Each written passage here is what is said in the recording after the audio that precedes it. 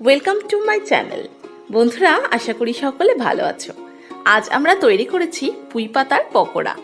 এই পুঁই পাতার পকোড়া ভীষণই টেস্টি আর ক্রিস্পি হয়, চায়ের সাথে ভীষণ ভালো লাগে। তো চলো এই পুঁই পাতার পকোড়া কিভাবে তৈরি করেছি সেটাও দেখাবো। আর এই পাতাটা আজ আমি আমার কিচেন গার্ডেন থেকে কালেক্ট করছি। তো চলো আমার গার্ডেনটাও ঘুরে দেখাই।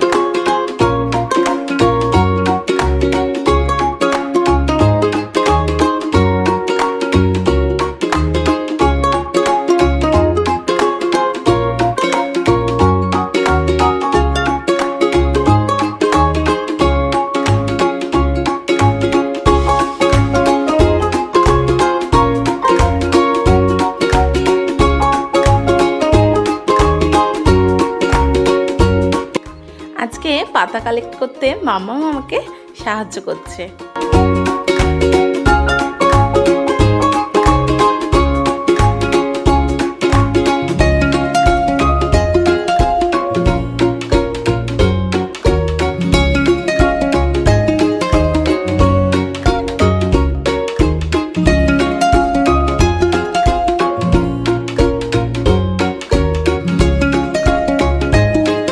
আমাদের পাতা তোলা কমপ্লিট হয়ে গেল।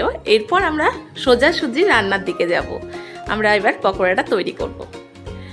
তো প্রথমেই পাতাটা আমরা ধুয়ে নিয়েছি, ভালো করে পরিষ্কার করে ধুয়ে নিলাম।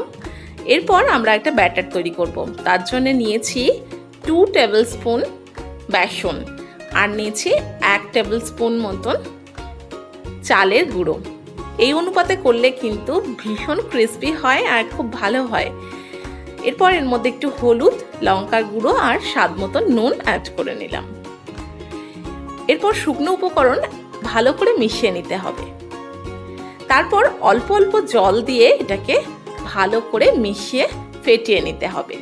জলটা কিন্তু কখনোই একসাথে একেবারে দিয়ে দেবেন না। অল্প অল্প করে জল মেশালে তারপরেই কিন্তু একটা ভালো ব্যাটার তৈরি হবে। তো জলের পরিমাণটা ঠিক মতন বলা যায় না, সেই কারণেই অল্প অল্প করে জল দিচ্ছি। টেক্সচারটা ঠিক কেমন আসবে সেটা আমি দেখিয়ে দিচ্ছি। ভালো করে ফেটাতে থাকবো। আরও একটু জলের প্রয়োজন, আর একটু জল দিয়ে দিচ্ছি।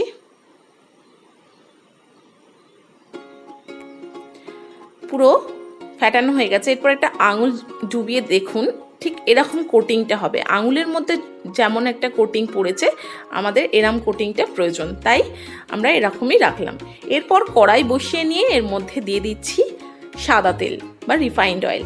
তেলটা গরম হলে পাতাগুলো এর মধ্যে একটু ডুবিয়ে নিয়ে ব্যাটারে ভালো করে কোট করে নিতে হবে। করে নিয়ে এক্সট্রা যে ব্যাটারটা থাকবে সেটাকে ভালো করে ঝেড়ে ফেলে দিতে হবে, যাতে মোটা না হয়ে যায় কোটিংটা। এরমভাবে ঝেড়ে নিয়ে আমরা তেলের মধ্যে একে একে ছেড়ে দিচ্ছি। এরপর দেখুন এটা কিভাবে ফুলে উঠবে। তেলটা এবার ওপর থেকে এইভাবে দিতে থাকছি। দেখুন পাতার ওপরটা কিন্তু ফুলে উঠছে। ঠিক যেমন বেগুনি আমরা তৈরি করি, সেই বেগুনির মধ্যে যেরকম দুটো লেয়ার তৈরি হয়, মাঝখানে বেগুনটা থাকে, ঠিক তেমনই হবে। পাতাটা ঠিক মাঝখানে থাকবে আর ওপর থেকে দুটো লেয়ার তৈরি হবে। আর এটাকে একটু মিডিয়াম আঁচে রেখে ভালো করে ভাজতে হবে সময় ধরে, তাহলে ভীষণ ক্রিস্পি হবে। এটা চা কফির সাথে খুব ভালো লাগবে। সন্ধ্যের টিফিনে অবশ্যই এটা ট্রাই করে দেখবেন, আমি আশা করি খুব ভালো লাগবে। তো আমার আজকের ভিডিওটা এখানেই শেষ করব। কেমন লাগলো আমার রেসিপিটা অবশ্যই জানাতে ভুলবেন না। যদি ভালো লাগে লাইক, শেয়ার, কমেন্ট করতে ভুলবেন না।